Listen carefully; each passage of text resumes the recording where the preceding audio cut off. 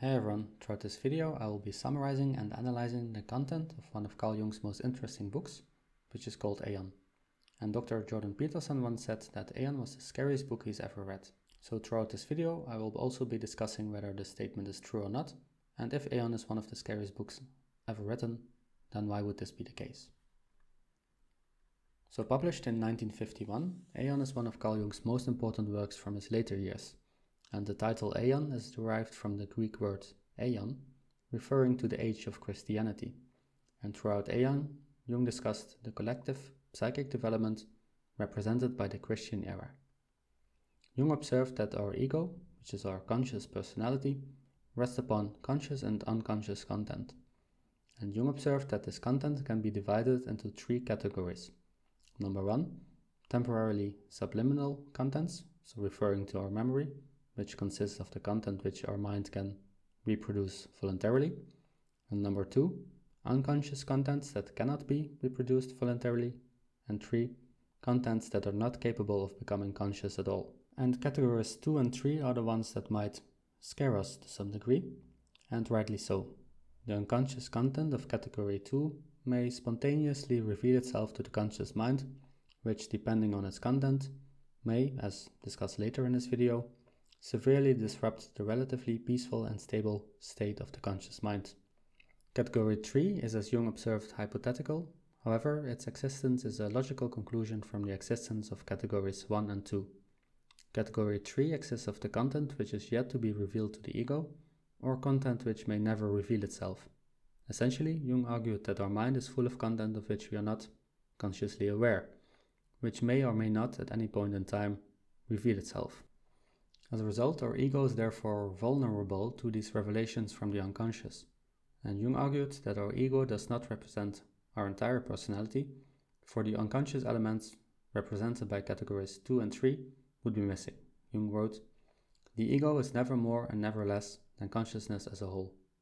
At the same time, Jung observed that a complete description of one's ego personality remains impossible, since the contents of the unconscious cannot be grasped fully. And this is a rather scary conclusion, because Jung believed that, despite being largely unknown, these unconscious elements might be the most important defining characteristics of our personality. Jung wrote, "This unconscious portion, as experience has abundantly shown, is by no means unimportant.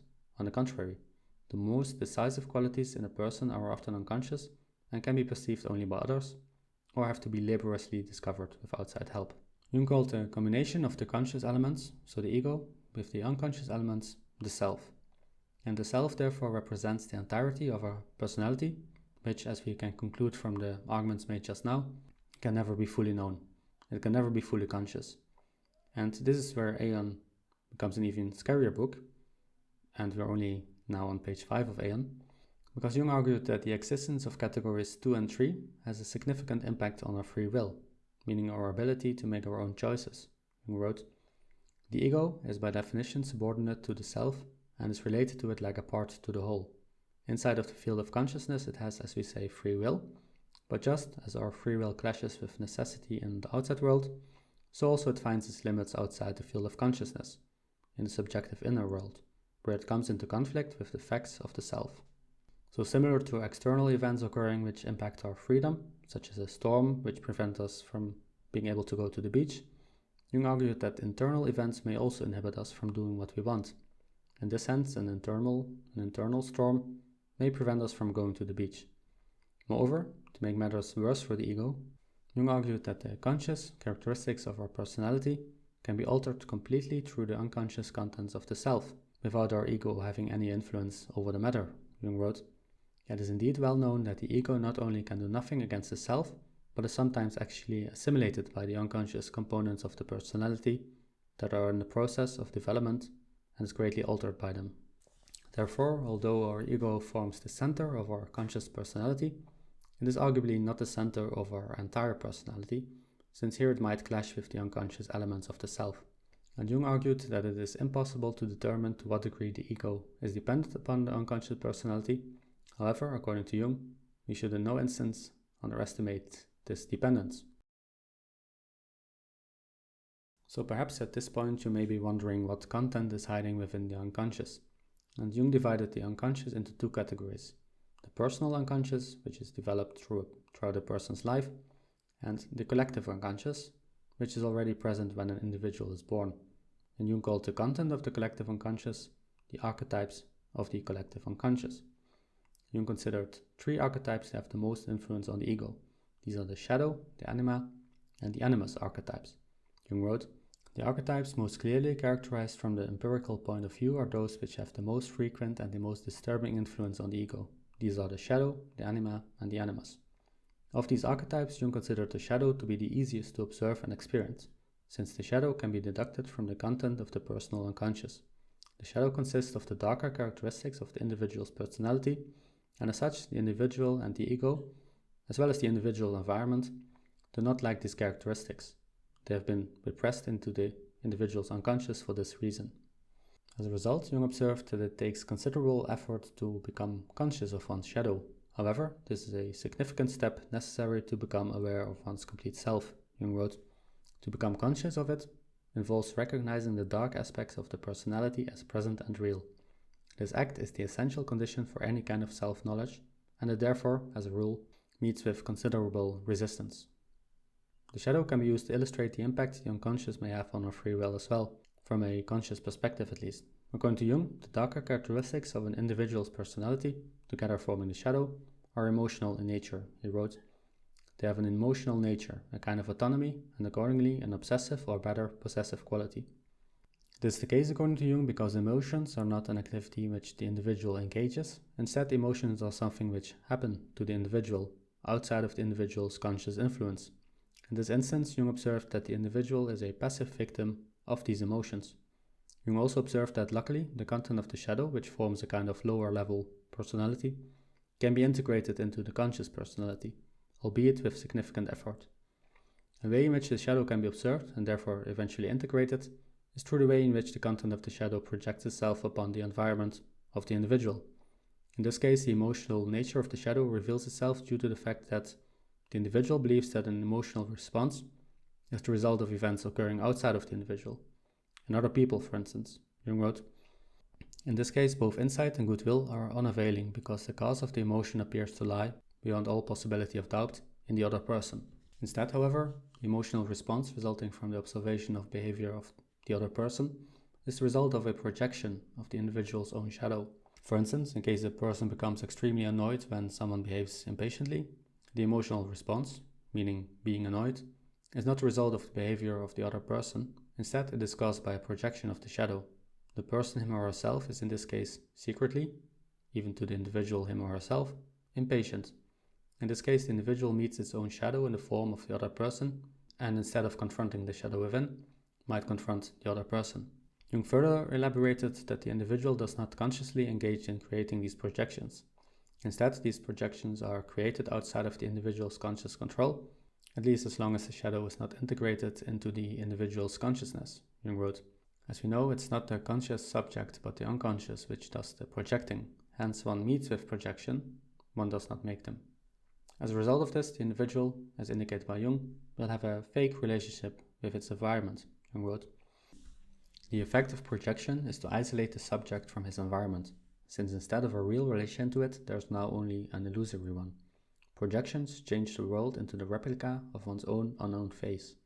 In the last analysis, therefore, they lead to an autoerotic or artistic condition in which one dreams a world whose reality remains forever unattainable. It will then become increasingly more difficult for the conscious ego personality to observe the illusory world it has created.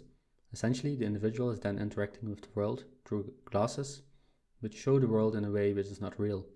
The glasses are created and put on unconsciously by the ego, and the longer one wears these glasses, the harder it becomes to take them off and face reality. To a certain extent, these projections belong to the world of the shadow. Although extremely difficult, with significant moral effort, these can be revealed to the individual's ego, because they are a result of a person's own inferior personality. However, as Jung argued, after a certain moment, these projections even extend beyond the individual's own negative personality. Instead, their source may be found in figures and symbols which represent the opposite sex of the individual, the anima in man and the animus in women. Jung observed that the anima and animus are archetypes a lot further removed from an individual's conscious personality as compared to the shadow. As such, they are almost impossible to comprehend, Jung wrote. It is quite within the bounds of possibility for a man to recognize the relative evil of his nature, but it is a rare and shattering experience for him to gaze into the face of absolute evil. Jung used the concepts eros, meaning love, and logos, reason, to illustrate the significance of the anima and animus. Jung made the generalization that the conscious personality of a woman is more often than not characterized by the connective quality of eros than by the discrimination and cognition associated with logos, whereas in a man, eros, the function of relationship, is usually less developed than logos. However, although not usually a part of a man's conscious personality, eros still exists within a man, whereas logos still exists within a woman. As a result, since these are not developed properly and therefore essentially exist in a more primitive form within the individual's unconscious, they may project themselves upon the environment of the individual in more of an unrefined manner. And in such a case, Jung believed that a man becomes anima possessed and a woman becomes animus possessed. When this occurs, it might happen that when a man and women interact with each other while they are possessed, they are essentially interacting with an inferior form of the characteristics of the opposite sex. A woman might act overly aggressive through her animus, whereas a man might act extremely seductive through his anima. Jung wrote, "When animus and anima meet, the animus draws his sword of power and the anima ejects her poison of illusion and seduction. Men may then become possessed by an irrational temper, whereas women might become possessed by irrational beliefs," Jung wrote. "It seems a very natural state of affairs for men to have irrational moods and women irrational opinions." Jung further argued that whereas the contents of the anima and animus may be made conscious, the anima and animus themselves, since they are archetypes, cannot be made conscious. However, by being aware of the anima and animus and by integrating the contents produced by these archetypes, they can play an important role as a compensatory force. Jung wrote, "It is in fact one of the most important tasks of psychic hygiene to pay continual attention to the symptomatology of unconscious contents and processes, for the good reason that the conscious mind is always in danger of becoming one-sided, of keeping to well-worn paths and getting stuck in blind alleys. As such, a man can develop his eros by paying attention to the content of his unconscious, whereas a woman can develop her logos in the same way. Instead of a man then becoming possessed by an inferior form of his eros, he can use it as a compensatory force when his logos dominates his conscious mind. Alternatively, instead of a woman becoming possessed by an inferior form of her logos, she can, after studying the content of her animas carefully, use her logos as a compensatory force when her eros dominates her conscious mind." So after discussing these archetypes of the unconscious throughout the first chapters of Aeon, Jung turned to the following question. What happens to the conscious ego personality when the contents of the unconscious are integrated? Jung believed that, when the content is integrated into the ego may become more powerful and regain some of its free will. As such, it becomes less likely for the ego to become dominated by the contents of the unconscious, since the ego is aware of its existence after it has successfully integrated some of the unconscious content. Jung wrote, "The more numerous and the more significant the unconscious contents which are assimilated to the ego, the closer the approximation of the ego to the self." Jung warned us of two extremes in relation to the integration of the unconscious. On the one hand, it is possible that the ego becomes assimilated into the self, and if this occurs, the ego comes under the influence and control of the unconscious, and a certain eternal dream state may be the result, resulting from the fact that the conscious ego personality is not sufficiently rooted in the real world. Essentially, there is then not enough order in the conscious world to counteract the chaos emerging from the unconscious world. On the other hand, it is also possible that the self becomes assimilated to the ego. In such a case, Jung wrote, "Room must be made for the dream at the expense of the world of consciousness. In this case, there is perhaps too much order in the conscious world, whereby there is no room at all for some of the chaos existing within the unconscious world to reveal itself." So the second situation, where the unconscious is essentially suppressed, may not appear to be as bad as the first situation, where the unconscious swallows up the ego. However, although perhaps not resulting in immediate negative consequences, it may have serious negative consequences in the long run. Jung wrote, "The will can control them only in part. It may be able to suppress them, but it cannot alter their nature, and what is suppressed comes up again in another place in altered form, but this time loaded with a resentment that makes the otherwise harmless natural impulse our enemy."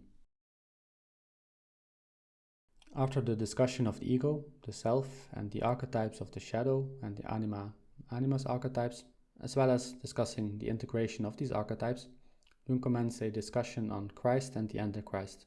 Jung saw Christ as an important living myth of our culture, who, real or not, exemplifies the archetype of the self. Christ himself, as a symbol, is not complete because he does not embody the darker side of the self. Instead, the darker side is attributed to a separate entity, the devil. Jung wrote, "The Christ symbol lacks wholeness in the modern psychological sense, since it does not include the dark side of things but specifically excludes it in the form of a Luciferian opponent."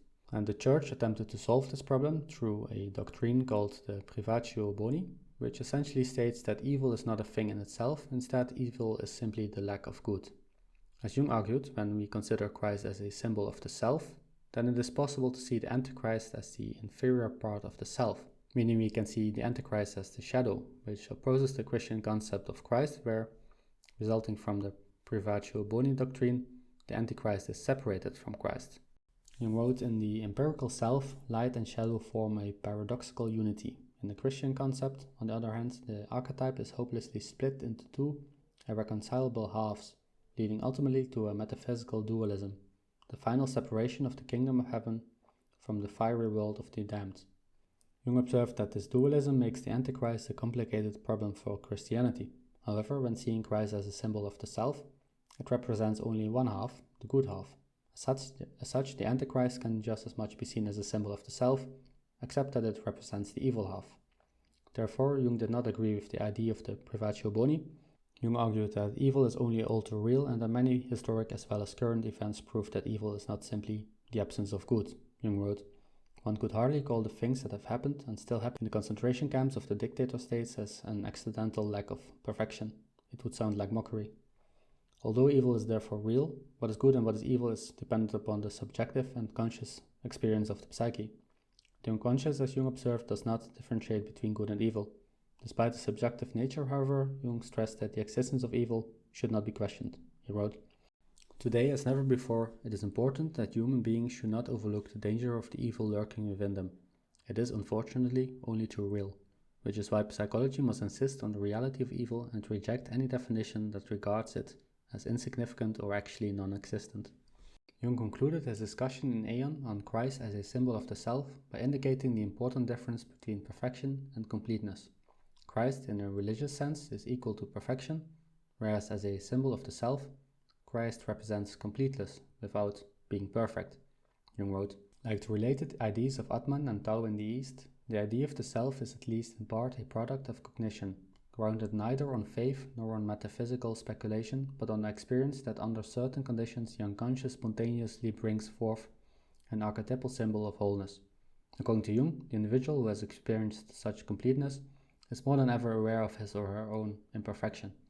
This is the case because with this completeness comes the recognition of the evil residing in the self, an awareness of the shadow." Jung wrote, "If he voluntarily takes the burden of completeness on himself, he need not find it happening to him against his will in a negative form. This is as much as to say that anyone who is destined to descend into a deep pit had better set about it with all the necessary precautions rather than risk falling into the hole backwards." Jung warned us that in case we do not take the burden of completeness upon ourselves, meaning if we do not voluntarily integrate our unconscious personality, including its darker aspects, the world will remain a victim of our projections. Jung wrote, "The psychological rule says that when an inner situation is not made conscious, it happens outside, as fate. That is to say, when the individual remains undivided and does not become conscious of his inner opposite, the world must perforce act out the conflict and be torn into opposing halves." Later on in Aeon, Jung explained the problematic situation which has arisen from the development of a division between faith and knowledge in the 18th century.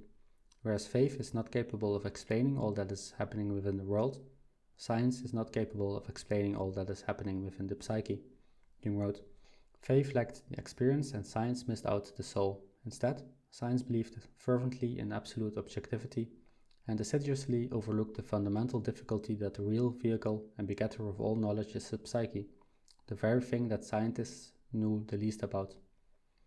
Jung further argued that our increased focus on science and technology, at the expense of faith, tradition, and symbols, may lead to spiritual regression. This is the case according to Jung because traditions, for instance, they lose their importance and are pushed into the world of the unconscious. As such, they are no longer capable of compensating rational scientific ideas, whereby mass psychosis might be the outcome.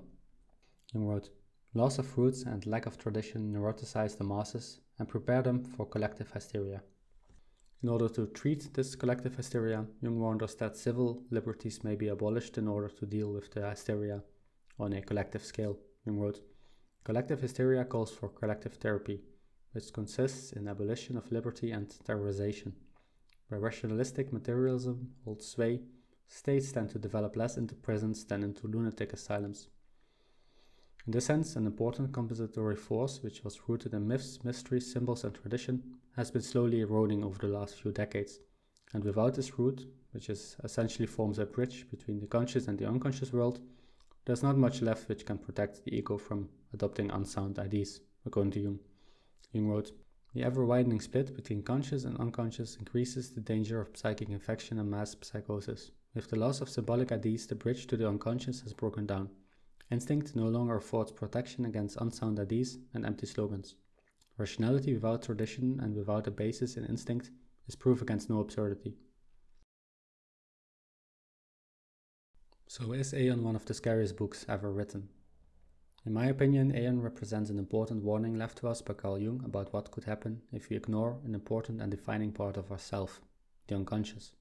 And even though the unconscious is filled with those things which we might not want to see, such as the contents of the shadow and the anima and animus archetypes, it is important to recognize that evil is also part of the world and also a part of ourselves. And only by voluntarily engaging with these darker aspects of our lower personality, we can learn to understand and manage these powerful sources. So I wouldn't say that Aeon is necessarily one of the scariest books ever written. However, if you do not listen to the warning left to us by Carl Jung in Aeon, then the outcome might be extremely scary.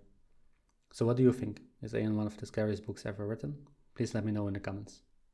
So thank you for watching this video. If you like this content, then please also consider subscribing to this YouTube channel. Thank you.